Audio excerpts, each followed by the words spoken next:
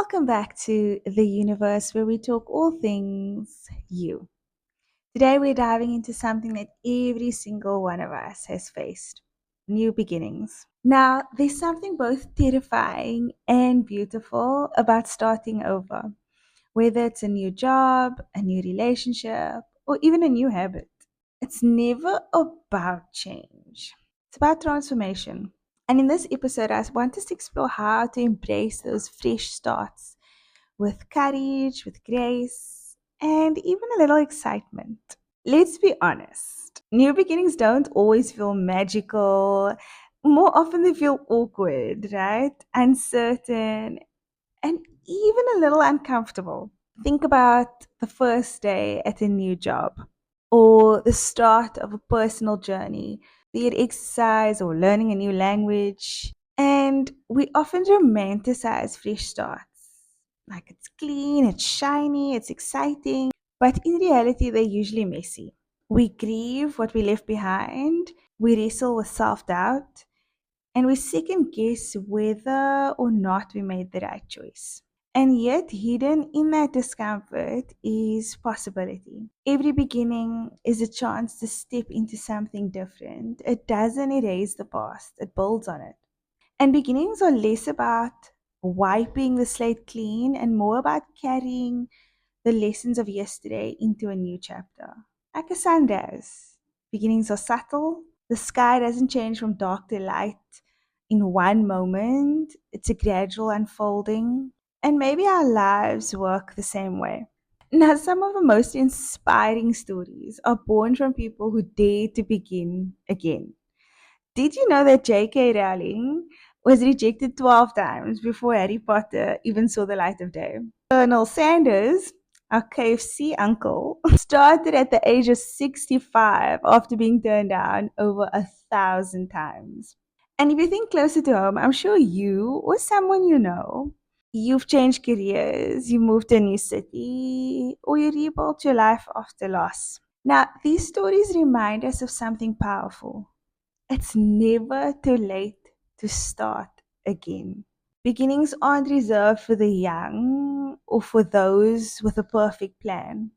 I recently just watched a podcast that was shared with me by Mel Robbins, and she was interviewing this lady, and this lady was talking about how she had grown up in poverty and she just seen the worst of the worst, right? And she tried to get out of it. She just knew she wanted to be in fashion. She didn't know how it was going to happen. She had no money, her family was poor, and then she just started walking to all these fashion houses and giving in a resume. And she started at the bottom, and now she's like this powerhouse fashion designer who's styling all these fashionable people, not because she's amazing, which obviously she is, but just the tenacity that she had to realize that she could start over at any time, that that moment in time was not her life, it was just a moment in her life. And so we hear these stories and we realize that failure, endings, and uncertainty, they aren't like final chapters. They simply preludes to something new. So, how do we lean into new beginnings without being paralyzed by fear? Because let's be real, when something's about to happen that's new in our life, it's just normal for us to be fearful. What if this doesn't work? Did I make the right choice? What if this ends in a way that I don't want to do? So let's reframe the unknown. Instead of seeing it as scary, try to see it as a blank page. You don't need to write the whole book today. You just need to write the first sentence. Set gentle intentions instead of massive goals. Ask yourself, like, what energy do I want to bring into this new chapter? And allow the messiness. Beginnings don't need to be perfect. The first steps are often shaky, and that's part of the process. And as always, I advocate for this. Like, celebrate your small wins. Every tiny step forward, it counts. Sometimes just showing up is victory. It was something so amazing to me, even in this week. I had hit my 52-week streak at the gym. And This means that consistently for a year, 52 weeks, I went to the gym for minimum 4 times a week.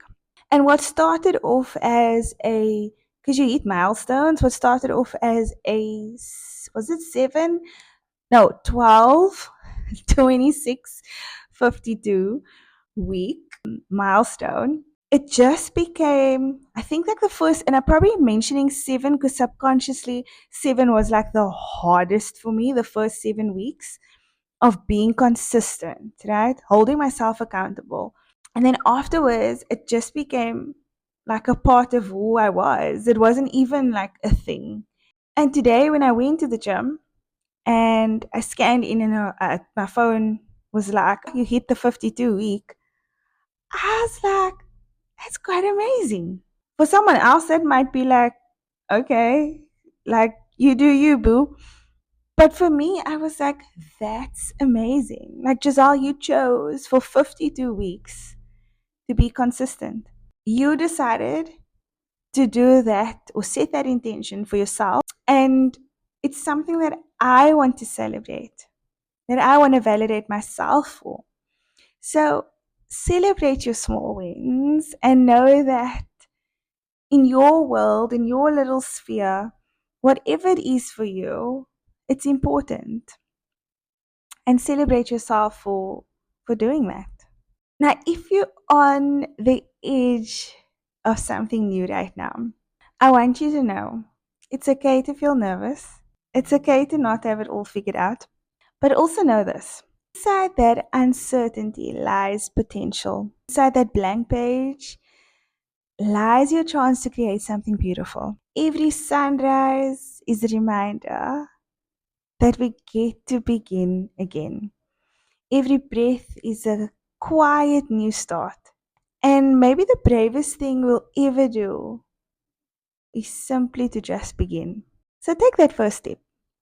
Open that blank page and trust that your universe will rise to meet you. Now, as always, if this episode resonated with you, share it with your friend, and I will see you next time. Remember to be happy, to be bright, and to stay true to you.